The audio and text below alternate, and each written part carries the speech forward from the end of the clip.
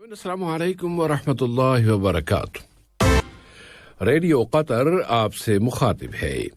Safe الرحمان سے آج کا پہلا نشریہ سماعت فرمائیے۔ ابتدا میں پیش خدمت ہے اہم خبروں کا خلاصہ۔ صاحب اسمو امیر نے افغان صدر سے ملک میں ان کے سفیر کی وفات پر تعزیت کا اظہار کیا ہے۔ امریکی وزیر خارجہ نے اس امر کی تعریف کی ہے کہ قطر افغان امن مذاکرات کی میزبانی کر رہا ہے۔ وزارت صحت نے بتایا ہے کہ دوا ساز کمپنیوں کے ساتھ رابطے جاری ہیں تاکہ جلد از جلد اینٹی کورونا ویکسین کی دوسری کھیپ بھی ملک میں پہنچ جائے۔ ایران نے اسرائیل کے ایک منصوبے پر متنبہ کیا ہے جس کے ذریعے وہ علاقے میں جنگ بھڑکانا چاہتا ہے۔ اور امریکی سینٹ میں ریپبلکن پارٹی کے 11 ممبران نے اپنے اس ارادے کا اظہار کیا ہے کہ وہ کانگریس کی جانب سے جو بائیڈن کی کامیابی کی منظوری پر اعتراض کریں گے۔ یہ تھا اہم خبروں کا خلاصہ، اور اب پیش خدمت ہے ریڈیو قطر سے آج کا پہلا مفصل نشریہ۔ بسم اللہ الرحمن الرحیم۔ صاحب اسمو امیر شیخ تمیم بن حمد آل ثانی نے اسلامی جمہوریہ افغانستان کے صدر ڈاکٹر محمد اشرف غنی سے ایک ٹیلی فونک رابطے میں ملک میں افغانستان کے سفیر جناب عبدالحکیم دلیلی کی وفات پر تعزیت کا اظہار کیا ہے۔ صاحب اسمو امیر نے اپنے اس رابطے میں افغان عوام سے بھی تعزیت کا اظہار کیا ہے۔ امریکہ کے وزیر خارجہ مائک پومپیو نے اپنی ایک ٹویٹ میں نائب وزیر اعظم و وزیر خارجہ شیخ محمد بن عبد الرحمن آل ثانی کا شکریہ ادا کیا ہے کہ قطر افغان امن مذاکرات کی میزبانی کر رہا ہے۔ قطر مختلف بین الاقوامی مسائل کے بارے میں کامیاب اور محفوظ ڈپلومیسی رکھتا ہے۔ وہ اپنی سفارتکاری میں بین الاقوامی قانون اور علاقائی و بین الاقوامی استحکام کو سب سے زیادہ اہمیت دیتا ہے، اور اس کا اندازہ افغانستان میں امن سے متعلق اس کی کارکردگی سے کیا جا سکتا ہے کہ قطر نے اس حوالے سے تاریخی کردار ادا کیے ہیں۔ خاص طور پر گزشتہ سال کے دوران تو یہ کردار نہایت عروج پر تھے، اور اب چند روز بعد پھر دوحہ میں شروع ہونے والے امن مذاکرات سے بھی بڑی امیدیں اور امنگیں وابستہ کی جا رہی ہیں۔ ملک میں کورونا وائرس کی تازہ ترین صورتحال بتاتے ہوئے وزارت صحت عامہ نے اعلان کیا ہے کہ یہاں مزید 124 مریض اس وائرس سے اب صحت یاب ہو گئے ہیں۔ اس کے بعد ملک میں اس بیماری سے شفا پانے والوں کی مجموعی تعداد اب 1,41,680 ہو گئی ہے، جبکہ مزید 198 اشخاص اب اس وائرس سے متاثر ہو گئے ہیں۔ اور ملک میں جاری ویکسینیشن کے حوالے سے وزارت صحت میں ویکسینیشن کے شعبے کی ڈائریکٹر ڈاکٹر سہا البیات نے بتایا ہے کہ وزارت صحت کا ہدف اور ٹارگٹ یہ ہے کہ قطر کی کل آبادی کے کم از کم 75% حصے کو یہ ویکسین دی جائے تاکہ اجتماعی تحفظ کی ضمانت مل سکے۔ ملک میں شفا پانے والوں کی یومیہ تعداد میں مسلسل اضافے کے ساتھ وزارت صحت نے بتایا ہے کہ دوا ساز کمپنیوں کے ساتھ مسلسل رابطے ہیں تاکہ جلد از جلد ملک میں کورونا ویکسین کی مزید مقدار پہنچ جائے تاکہ سماج کے تمام خواہش مند افراد کو یہ ویکسین دی جا سکے، اور اس کے لیے ملک میں ویکسینیشن کی سب سے بڑی مہم جاری ہے۔ اس مہم کے دوران سوسائٹی کی طرف سے احتیاطی اقدامات کی مکمل پابندی بہت ضروری ہے۔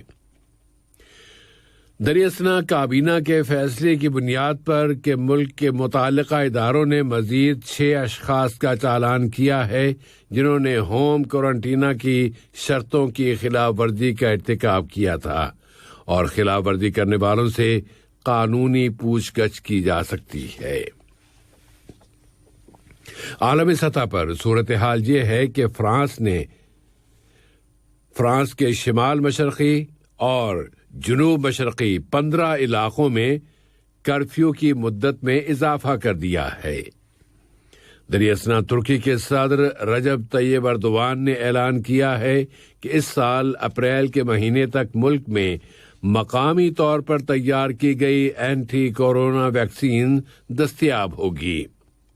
اس کے علاوہ دنیا کے متعدد دوسرے ملکوں میں ویکسینیشن کی مہمیں جاری ہیں، جس کی بنا پر یہ امید کی جا سکتی ہے کہ اس وبا کا خاتمہ مزید قریب آتا جا رہا ہے۔ اب اس علاقے کے حالات و واقعات پر ایک نظر ڈالتے ہیں، اور پہلے ایران اور امریکہ کے درمیان جاری کشیدگی کی وجوہات پر توجہ دیتے ہیں۔ ایران کے القدس بریگیڈ کے کمانڈر قاسم سلیمانی کے قتل کو اب 1 سال ہو رہا ہے۔ ایران کی طرف سے مسلسل دھمکیاں دی جا رہی ہیں کہ وہ امریکہ کی کسی بھی جارحیت کا جواب دے گا اور وہ ہر قسم کے سینیریو کے لیے پوری طرح تیار ہے۔ ایران کے وزیر خارجہ محمد جواد ظریف نے کہا ہے کہ اسرائیل عراق میں امریکی فوجوں پر حملوں کی منصوبہ بندی کرتے ہوئے جنگ بھڑکانے کی کوشش کر رہا ہے۔ ادھر ایرانی پاسداران انقلاب کے کمانڈر جنرل حسین سلامی نے پرزور انداز میں کہا ہے کہ ان کا ملک کسی بھی جارحانہ کارروائی کا فیصلہ کن جواب دے گا۔ ایک دوسرے اقدام میں ایران نے اس کے ایٹمی سائنسدان محسن فخری زادہ کے قتل کے جواب میں اب ایران نے جوہری ایندھن کی بین الاقوامی ایجنسی کو آگاہ کر دیا ہے کہ وہ اس کے فورڈو ایٹمی پلانٹ میں 20% تک یورینیم کو افزودہ کرنے کا ارادہ رکھتا ہے۔ اب فلسطین چلتے ہیں، جہاں مغربی کنارے کے قصبے کفر قدوم میں قابض اسرائیلی فوجوں کے ساتھ مڈبھیڑ کے دوران 10 فلسطینی باشندے آنسو گیس کی وجہ سے دم گھٹنے کے شکار ہو گئے ہیں۔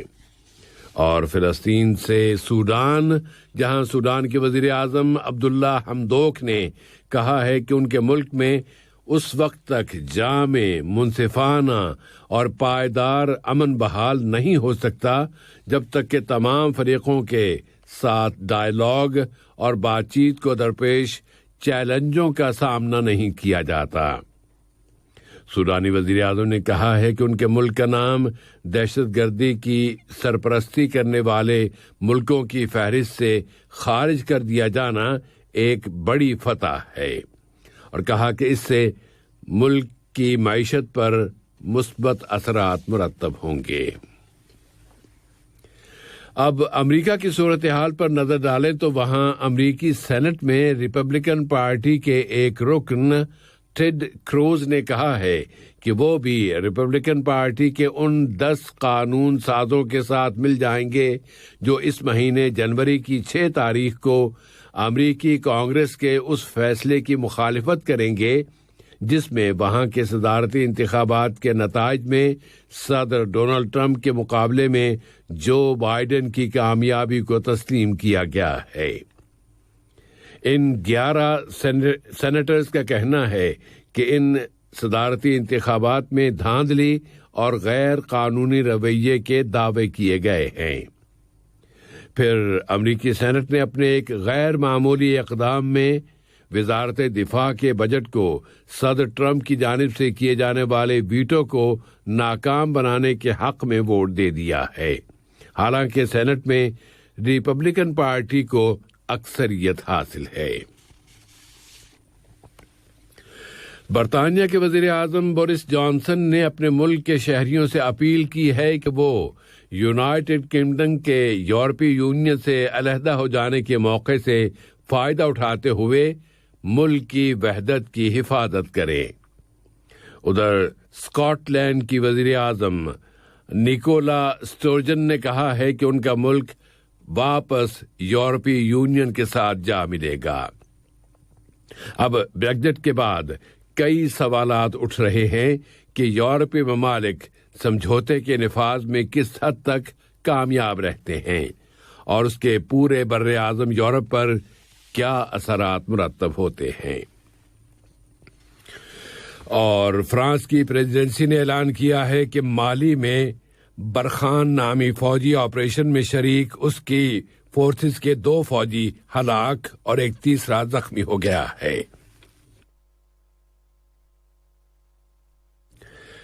اور اس واقعے کی وجہ یہ بتائی جاتی ہے کہ مالی کے شمالی علاقے میں ان فوجیوں کی گاڑی کے نیچے ایک دھماکہ ہوا ہے۔